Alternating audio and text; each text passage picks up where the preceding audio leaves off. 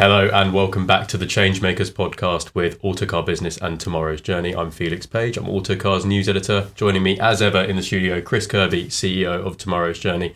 And joining us in the studio today is Natalie Sauber, who's from Arcadis. You've got some brilliant job titles. You're Director of Automotive, but you're also Head of Futures, which is one of the more intimidating job titles I've heard of. Thank you so much for joining us. Can you just explain a little bit about what you do, what Arcadis does, and what being a Head of Futures entails? Sure. So from an Arcadis perspective, we are a global design and engineering firm. And what that basically means is we design, we engineer, we project cost management, anything that you can see in the world, moving, living, breathing, from a built and natural environment. So what that means is we master plan cities, we enhance mobility, we build out infrastructure, we project cost manage factories, gigafactories, all things automotive, manufacturing, but also pharma and other things. Yes, and your background, Natalie, we've known each other for a long time, is that you're looking at the mobility space. So you're in auto, but also kind of transport, sustainable transport. Where we wanted to start off, and actually what prompted this discussion when we met a few months ago, was talking about the kind of state of mobility. You know, lots of hype around it pre-COVID. Lots of people hashtagging and other things, right? But also more recently, people sort of saying, "Oh, mobility's dead. It's the concept is over." You know, and all these things. But what's your current take on the state of things? I mean, it's probably not one or the other, but somewhere in the middle. Where do you think we are today as a mobility generalized? It's a really interesting, position where we are in right now. I mean, look, Chris, about sort of like 5 years ago, say 2015, 16, 17, mobility really sort of like kicked off. So we heard a lot about electric vehicles, about connected autonomous vehicles, mobility as a service, and all of that sort of like movement around cars and getting people from A to B as fast, as cheap, and as sustainable as possible. And we had a lot of companies who were willing to invest in it from an investor side as well. Interest rates were incredibly low. So there was a lot of money to go around with, and a lot of use cases that we could not have dreamed about were coming up. So there was a lot of sort of like movement in any of these new companies going forward. Fast forward a few, coming COVID, and also sort of like investors are now turning back in terms of saying, look, where's my return on investment? When am I going to see the money?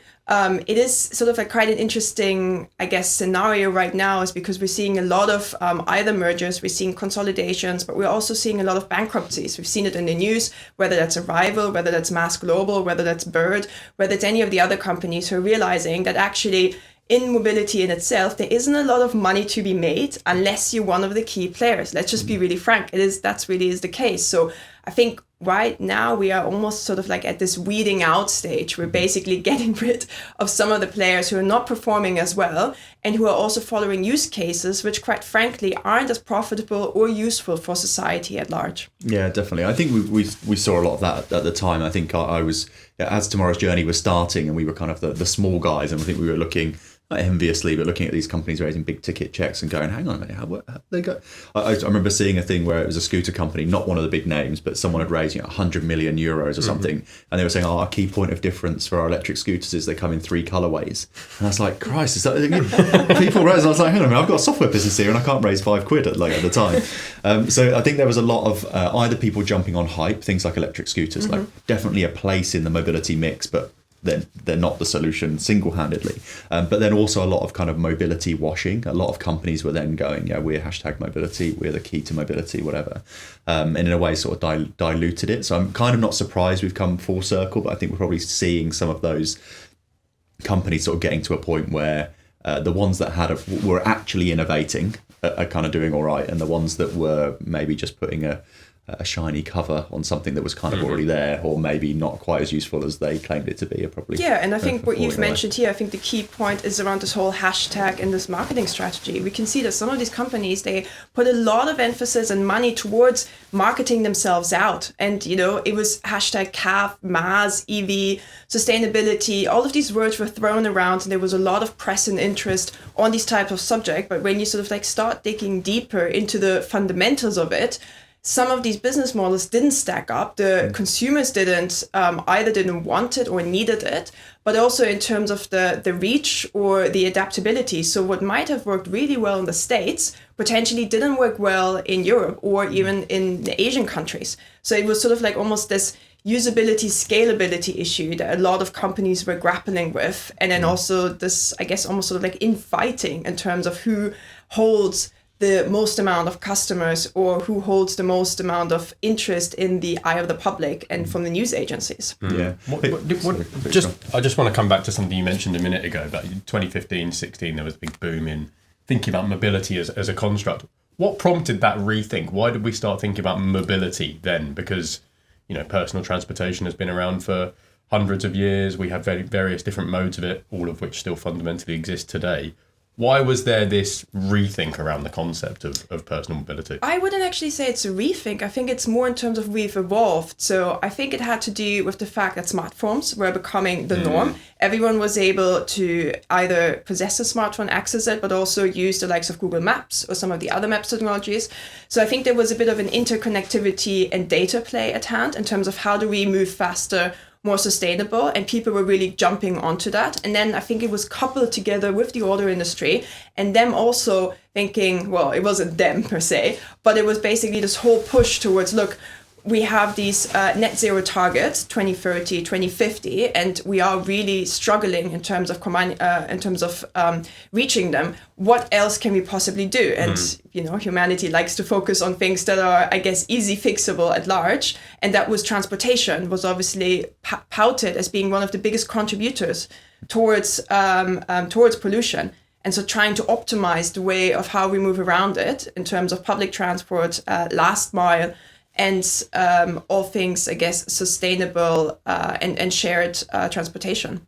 Yeah, it definitely seemed like it was one of those industries a little bit in the same way as automotive, and it kind of interconnected a bit, that our legacy have been the same for a long way, because all the modes of transport, people still buy cars, there are still buses, so all these things exist as the primary modes of transport still, but it did seem that it had been maybe the same for a long way and for a long time, and people kind of going in the smartphone era, as you say, technology era, here's a market that's ripe for disruption, but maybe without understanding that they're complex markets. So yeah, definitely a challenge in there. Are there any areas where you think particular kind of either winners or losers? We've touched a few times on electric scooters. I always have a bit of a bee in my bonnet about them, because I just always felt they were massively overhyped.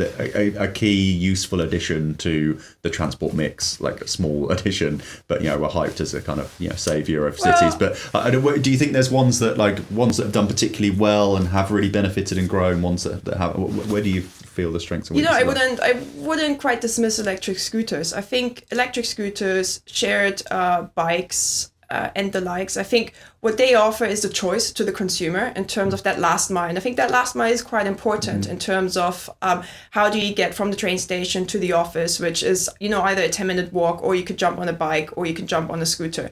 I think what I would like to see more of it is that, again, there was a use case, or there was a problem that companies were quickly jumping at it. They were pushing a lot of bikes and scooters onto the pavement without really considering what does that mean to the pedestrians already on the street. How do we park them? How do we ensure that the users actually safely ride these scooters and bicycles? I mean, you would think, to me personally, it is clear as day in terms of how easy it is to ride safely a scooter, but apparently it isn't to some people. So in terms of having that thought, fully thinking this one through, I think a lot of companies, and again, weren't thinking that because all they saw was a business case and to make some money out of it, without really looking at the wider consequences that might potentially have from that. So I think they will still, be there, but I agree with what Felix said as well, is we don't need 5 scooter companies. I think we need 1 or 2 in each city to offer you that sort of like range and that availability, similar with the bikes as well. And they will just, I guess, on the one hand, have to fight it off and then just see if it can stack up over time. Yeah, it seemed like a real chase for users, I guess, in like the tech space. Everything's measured in that high growth startup is measured on how many users you can get, and I feel like there was a a real area in that scooter bike sharing space of going, well, we just want to grow users as fast as we can without realizing that more users creates all these like practical problems. If you're trying to grow an app to do I don't know, like face filters, right, it's fine. You don't have to do anything. It happens within your smartphone, but you can get millions of users overnight. It's fine. But actually, if you get 1 million of scooter users in London, all of a sudden you go like, how do we get them in the right place? How do we make sure they're charged? It creates more problems, and I think that's possibly undervalued challenges. But there are other areas, so moving away from that kind of last mile, other areas of mobility. Talks about kind of mass, another overused phrase, but Mass Global was a high profile casualty recently. That idea of trying to bring everything into a single app, that's been an interesting transition. How do you see that? There's obviously the big players trying to do it, people coming into the market as well trying to do it.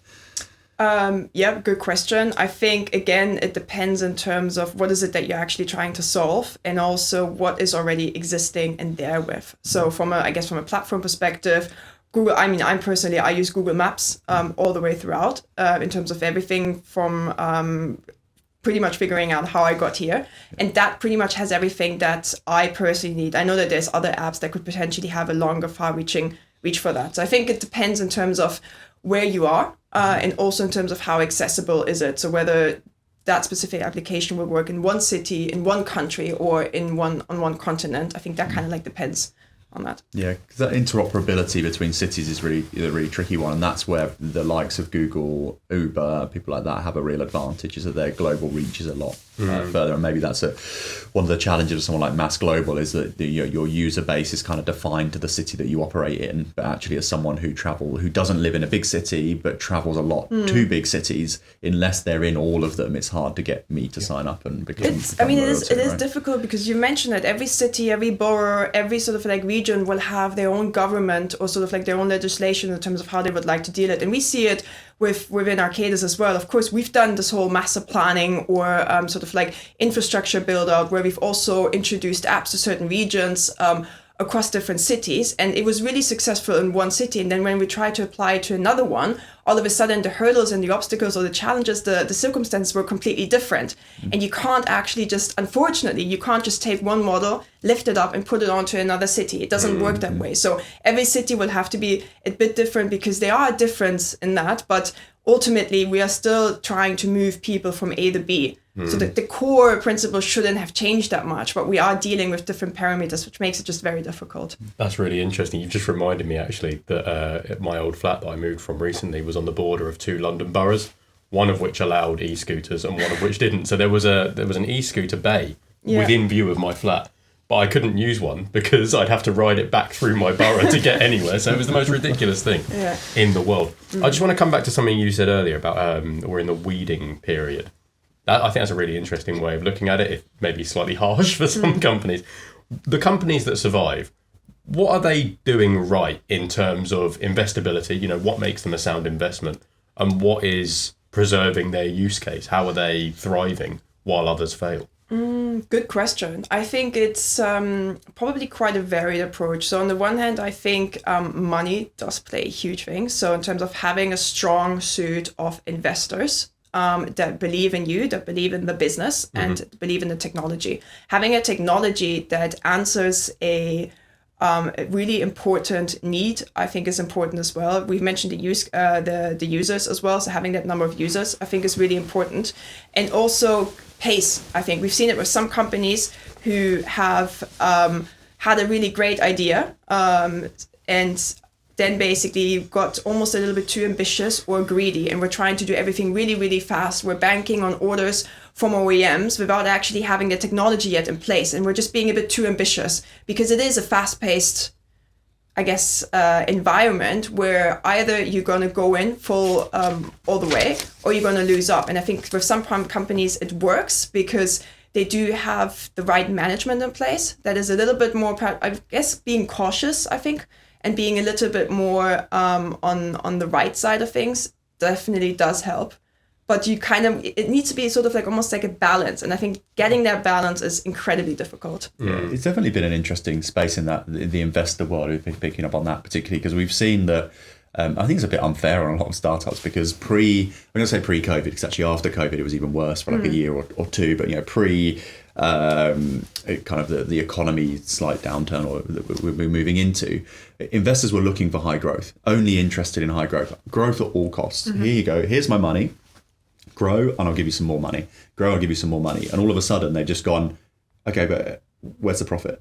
And you go, hang on a minute, you told me to grow at all costs. I haven't thought about profit. Okay, well, you can't have any more money. And that's what I think, again, has caused a lot of companies to go bust. And now they go, okay, right, who's making profit? Yeah. And they invest in those companies who were finding it harder to raise money. I'm going to use our business as an example. Our business is not a 500% year-on-year growth. We're 100 to 200% year-on-year growth business, and we run the business very pragmatically. Pre that time, always fighting to try and raise money if we want to. Now, investors knocking on the door all the time going, can we give you money? Because we're profitable and the scale is there and the potential. So I think it's a bit unfair on the startups because the investors just overnight went, we want to go from growth to profit. It's a good point you're making because investors are getting a lot more, I think they are getting more prominent and more authority. So especially if, for example, a company is doing really well and they wanted to, get listed, and all of a sudden the shareholders will have a huge interest in terms of, well, now that we're listed, you need to do X, Y, and Z, which might completely be different from what you first set out to be. So I think there's this power, it's not so much a struggle, but it's a really fine balance in terms of staying true to what you set out to do, but also then having to answer to all of these additional people. And I think that's where a lot of companies, especially from a startup perspective, they not so much they don't get it, but it's a really difficult time for them to try and answer to so many different people. It's especially difficult because the environment, if we take mobility as an accepted construct, the environment in which you operate as a mobility startup is shifting constantly. Consumer demands, legislation, it is all changing by the day. It's difficult for us to keep up. It must be extremely difficult to manage investments with that in mind. It's like steering a container ship in a way. So how do you come up with a business model that is secure, that factors that in and ensures that in 5 years' time, whatever the market demand is like, whatever consumers are expecting of your product, you have a plan in place for that? I think on the one hand, partnerships are really, really key. I think a lot of companies are trying to do it all by themselves. And I think that is a mistake. You've mentioned it already. Things are changing on a day-by-day basis. And I think if you're just closing yourself off, then you are ultimately going to lose out. So you need to be open up in terms of getting new partnerships, tapping into that ecosystem. And from a mobility perspective or from an auto perspective in general, we're now sort of like getting into all of these further, I guess, wider ecosystems, whether that's from an ADAS technology, whether it's the autonomous side, whether that is mobility, like OEMs are now also sort of like tapping into that in terms of making the car something more than just a transportation means, sort of like almost like a living area, and just understanding that certain markets will also have certain, demands or preferences that you would need to cater towards that. So it's definitely not easy. I definitely would not want to be in their shoes because it is really, really tough to be in that kind of situation. But at the same time, I think it's also quite exciting and innovative, but you need to be incredibly hungry for the next steps going forward. Yeah, one of the interesting things, and going to move on to a slightly different topic in a second, but just kind of commenting finally on that with thinking about the investors, is it's also shown how ruthless they can be. So where there's companies that have had hundreds of millions of pounds put into them, like Arrival, for example, and they've just gone, no, actually, no, I'm not going to keep. There was always this, I guess, thing with the startups going, once I've raised a certain amount of money, that I kind of won't be allowed to go bust because the money, and they're just gone, okay, right, actually, this isn't going to become viable, right? I'm going to pull out. So I think it's definitely showing the ruthless side of investors. And just moving topic slightly, thinking about China. So we've been talking about this kind of before the podcast, and that's obviously an area where investment is different, a lot of government funding and other things. But what's your take on Beijing Auto Show? Was not wanting to date the podcast, but Beijing Auto Show was a recent thing. But what kind of things are you seeing trends coming in that area? So from the Beijing Auto Show, some of the trends that were coming in is, first of all, this event was, I didn't participate, but I did see a lot of it in the news and then covered on LinkedIn. And from what I saw was that not only was it incredibly hyped up in terms of the product launches, I think they had around 130 new product launches, most of them in EV related, which is an incredible thing. They had a lot of hype around in terms of the attendance. So some of the key OEMs were there from a China perspective, but also from a European side of things. They had lots of consumer engagement as well, lots of influencers. The marketing was all hyped up. And it was also quite diverse in terms of not just being very male-centric, but it was a nice balance between females and males on that. So I think there was a lot of good coming out of that. I think from a sort of like a wider context, China is ramping up massively. I mean, they have so much demand in terms of the EV production that they are actually now really looking elsewhere to go and start exporting it. We know that China are not necessarily welcome in the US. Hence, that leaves Europe wide open for them to invent. And I think from a European perspective, we need to be incredibly open in terms of what's going to come from them. We shouldn't be closed off. We have got our own troubles to work with at the moment. But I think what's really keen is here, we really need to start thinking about how we can collaborate and partner with them. Because from a technology perspective, Chinese electric vehicles are insane. They are super. I mean, they're the quality is amazing. They are incredibly cheap to produce because they are getting lots of help from the government, and also from a technology perspective, they're just very, very. I'm going to date the podcast. Sorry, I'm going to do it. I actually don't know the date. I was going to say. Particularly relevant that we're talking about this today. The EU has agreed to impose 25% tariffs on Chinese-made electric cars in Europe, which has huge implications not just for Chinese companies, but European manufacturers who build in China. It's a good example. Mini Aceman, that's a German/British company that builds that car in China. That was revealed at the Beijing Auto Show. But that goes against we need to open up, we need to be competitive. A lot of people saying that's going to start a trade war with China and they're going to retaliate with tariffs on European-made cars there. Lots of European auto execs saying we can't afford for you to impose tariffs because we build some of our cars in China as well. So do you feel like legislation is reflective of where we need to be? I think, again, it changes so dramatically every single day, to be honest, on that note. I think, look, about 10 years ago, we were still debating whether EV is even an option, frankly. Then a few years ago, we said that, hydrogen might be the way forward. I think where we are right now from a European side of things, we would be not well placed to just shut ourselves off for that. China is coming.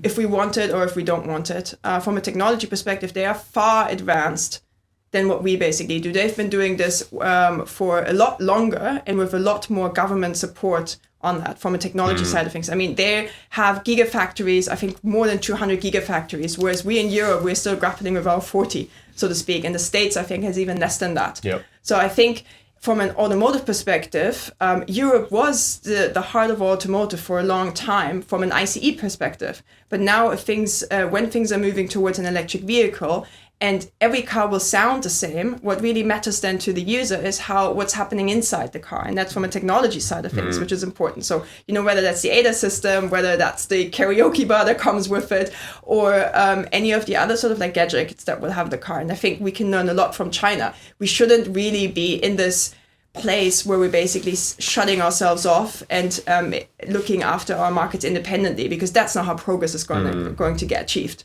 going forward. It seems quite car-centric, though, what's coming out of China. And I think what we've discussed on this podcast in recent episodes is that we need to be thinking beyond the car in a mobility context and different ways of travel and different means of using established modes of transport.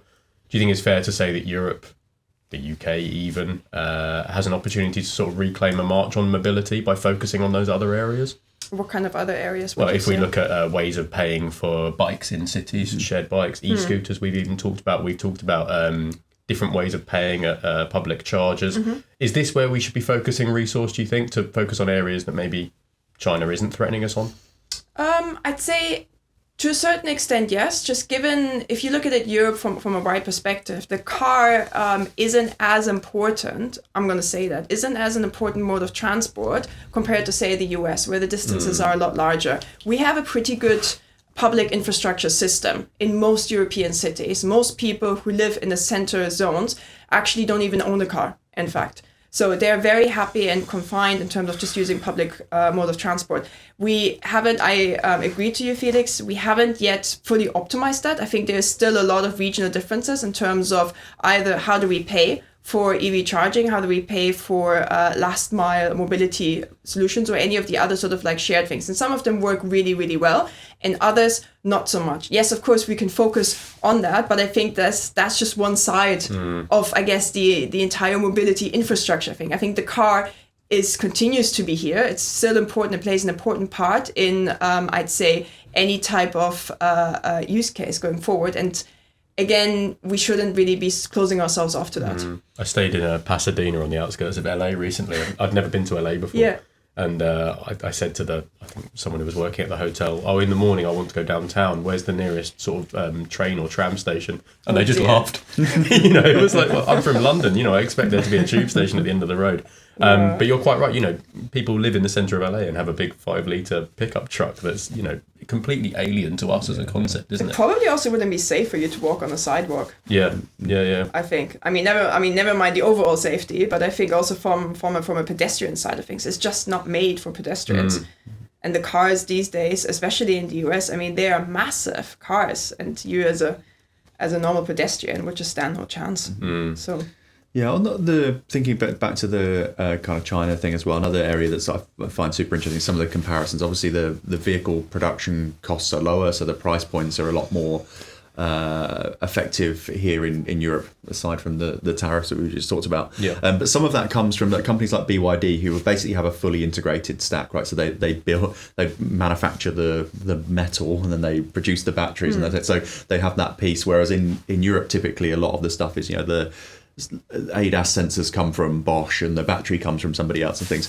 How much of an impact do you think that's going to have? And could you see anything happening like that in Europe? I'm not sure I could see someone like Volkswagen or whatever, they kind of building all of their stuff themselves. But it does seem to be. It's a tough point, Chris, because look.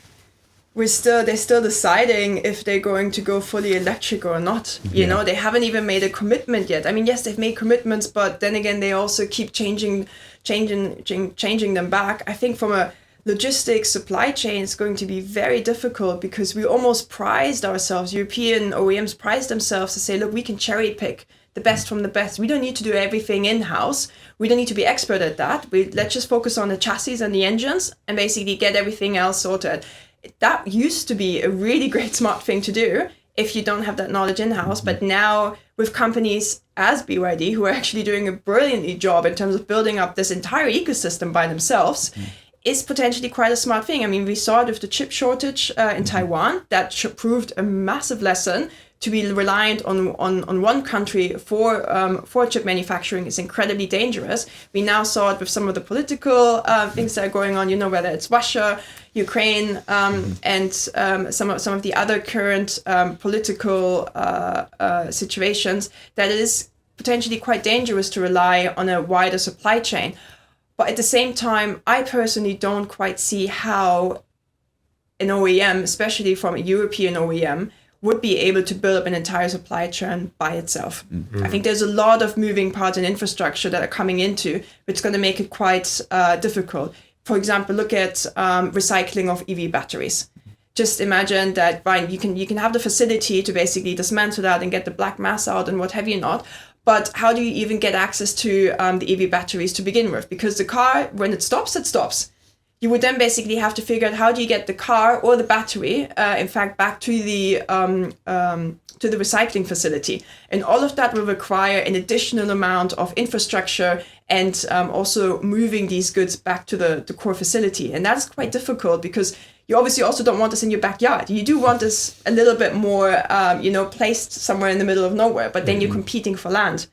And you're competing with land with other facilities, whether that's data centers or whether that's any of the other larger manufacturing facilities. Yeah, so it's definitely a really difficult thing to do. As I say, I can see when you look at what BYD have done, for example, and you go, oh, wow, okay, that's really impressive. I can see how that's really good. But then I think about how OEMs are set up here in Europe particularly, and I go, Christ, that'd be really hard to replicate. And it could be that partnership route becomes enhanced, accelerated, because there should be opportunities. At the end of the day, if you can build a really good battery, why can't that battery be in all of the cars? Why can't that be shared?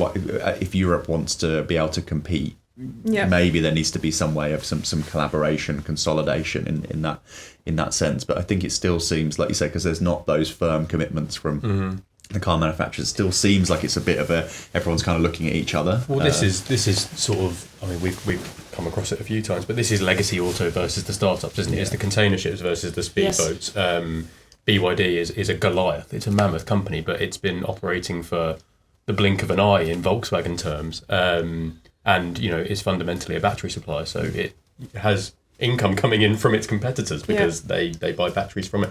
I think I've mentioned it before. I was at an event recently where BYD revealed a new double-decker bus for London. And that's got fundamentally the same battery as its cars. So it's one product, one resource deployed across just various mobility streams. Exactly. And all the tech from the cars, the active suspension, all the suspension scanning, all that sort of thing, all carried over into the bus. Difference is that moves 80 people, their car moves 4 people. So maybe that's the way we look. Really smart deployment. There's a reason why Tesla was so successful, because they started off from a blank sheet of paper. We want to build electric cars. It was a completely different scenario for a traditional OEM who have always been reliant on ICE engines and who were thinking, how do we now convert this into the whole conversion thing? That has cost them millions of dollars and a lot of times, whereas a company like Tesla or BYD starting from scratch, really just focusing what is it that we actually want to do, has gotten off a lot faster. Yeah, it definitely makes life easier. And all the Teslas I see on the road, Model Y, Model 3, I'm kind of looking at them going, it's basically the same car. So all these cars they've sold out volume is basically the same thing with a different box on it with different stuff. And that comes to the point of difference will start to become about what you plonk on top and what goes inside it, not the running gear. But I think there's definitely some opportunities for Europe generally in that manufacturing piece, but only if they do what I think is kind of unprecedented in the auto industry, which is collaborate. There's been some collaboration bits and pieces here and there, but it's never felt a very collaborative area. Actually, a lot of it's actively discouraged and has been for competition, but I think possibly the only way to compete with some of the stuff that's coming from elsewhere would be to look at some of that piece. On the Gigafactory side, and I guess on that point, you've been working on a few of those projects, not something at all we've touched on in the podcast. I think it'd be super interesting for our listeners. But what are some of the key insights you've got around Gigafactories? How do they work? What are the considerations? Tell us a bit about them. Gigafactories are an extremely interesting area. So I think on the one side, what we have been involved in is really from start to finish. So the kind of conversations that we're having is, first of all around site selection. Gigafactory already implies that the sites you're going to be looking for are massive. And honestly, Chris, there aren't that many sites that are the size of it. I mean, if you're lucky, you find something like, for example, British Volt, or for example, Northvolt, or again, some of the sort of more countries in the south, which potentially have the kind of space, but then you're very fast also competing with data centers. So data centers are also massive in terms of the size that they need. So it is a bit of a competition in terms of getting the sites on the one hand, then being able to get the funding, not only from the gigafactories themselves, the investors that stand behind them, but also from the government or where they're deciding to start building it. And I think that's been very difficult in the past because there's a lot of stakeholders coming together. Then there's a piece around the marketing. Don't forget, I think from, let's just say British World, because it is an example in terms of how things have potentially failed, not so much because of the technology that was involved, because I think they even had a battery that was ready to be launched in the market, but I think from a management side of things. So I think people got a little bit spooked in terms of, is this something I really want to invest in? Where am I going to see the money from? Is it going to be 5 or 10 years? Because these batteries, even though these factories can be built quite quickly, it'll still take some time for them to be up and running. So whether that's 2 or 3 years down the line. And then last but not least, I think it's the technology in itself. So we've had conversations with our clients where the technology, everyone either is really keen on all things state battery, all things lithium, or even anode as well. So trying to have that battery that will still be relevant and usable in the long foreseeable future is actually quite difficult at the time. I mean, we are making definitely progress, but you obviously want to put a battery in place that is able to power any type of vehicle for the next 10, 15, 20 years going forward. And is it tricky within the setup to be able to change technologies as they evolve over time? So you're saying about the different battery types, and I've heard some really interesting talks recently about the different changing battery kind of structures and chemical structures.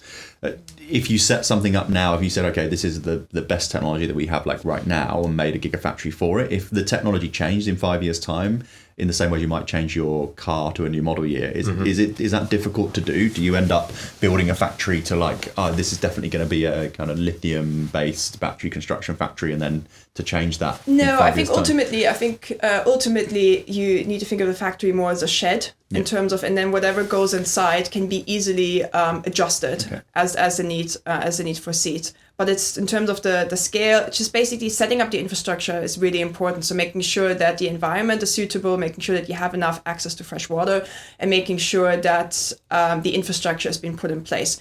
If you wanted to, for example, have a recycling facility, which ideally would kind of make sense to have it right next door, to just sort of like think about all of these parameters going forward. And what we do, for example, and we talked about it briefly as well, is a digital twin might be really, really useful here. So in terms of really what would that factory look like in the future? What kind of scenarios would you have that digital twin / model plan help? And that can then be helpful in terms of identifying the right contractors and also sort of like presenting any possible challenges or issues that might come up in the future that would ease the client in terms of the vulnerability to the factory in itself.